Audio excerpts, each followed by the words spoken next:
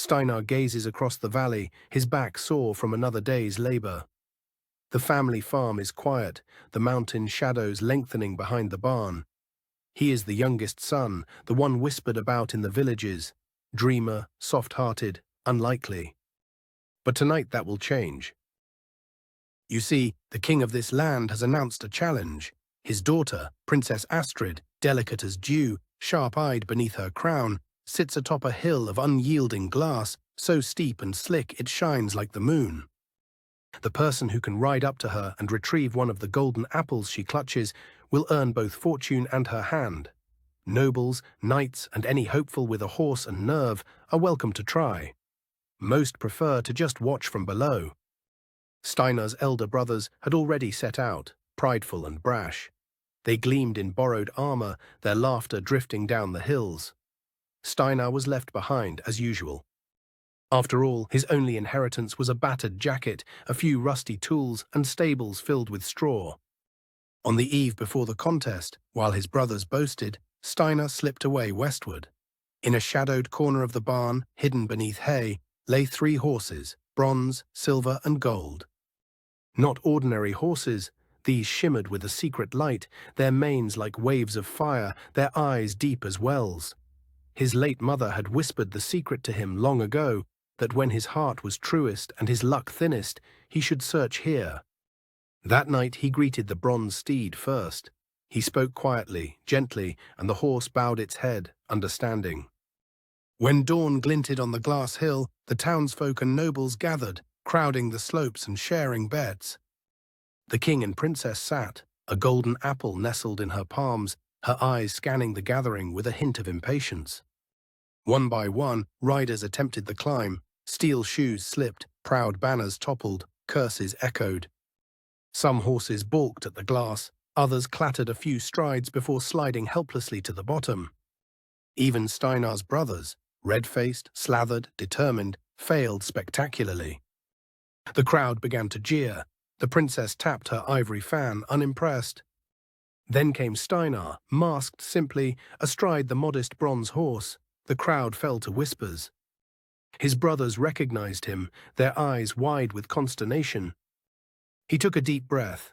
Without hesitation, the bronze horse's hooves kissed the glass, sparking light but finding purchase. Hoof by hoof they climbed. Halfway up he reached, not for the apple, but for hope itself. Just before the summit he faltered. The horse, tired, slipped. They slid back almost to the bottom. But he bowed, unhurt, and retreated. The king laughed in surprise. At least someone had made progress. The contest was to last 3 days. At dusk, Steinar returned to the barn, grateful and exhausted. The silver horse, sleek and silent, awaited him. This time, hope flickered brighter. On the second day, Steinar was a curiosity. Some mocked, but most watched, wondering. With the silver steed beneath him, he rode further. Up the glass hill they surged, swift and bright. Halfway became 3/4, just a few lengths away from the princess. She leaned forward, her eyes for the first time alight with interest. But again he faltered. The horse, straining, lost its grip.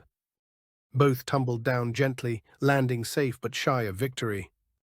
That night the barn was hushed. Only the golden horse, proud yet patient, awaited him. Its mane shimmered in the darkness, an ember of fate. Steinar spoke softly, grateful, and the horse nodded, calm and ready. On the 3rd day, anticipation hummed across the kingdom. Steinar mounted the golden horse, the crowd silent now, breathless.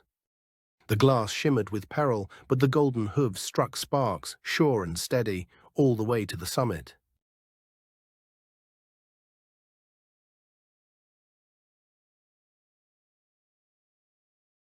Princess Astrid watched him ascend, a smile breaking across her face like sunlight through cloud. When Steinar reached the top, he did not snatch the apple.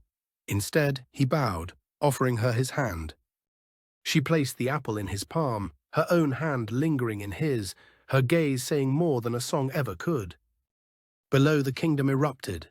Even Steinar's brothers could only stare, part shamed, part proud, part bewildered at their own confusion.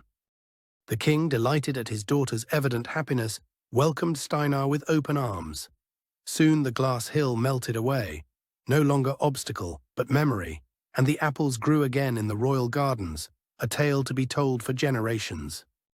And so Steinar, once overlooked, and Princess Astrid, once out of reach, shaped their own future. Neither needed saving, not truly. They simply needed to find one another at the summit. Because after all, sometimes the highest walls aren't meant to keep us apart, but to discover who will cross them.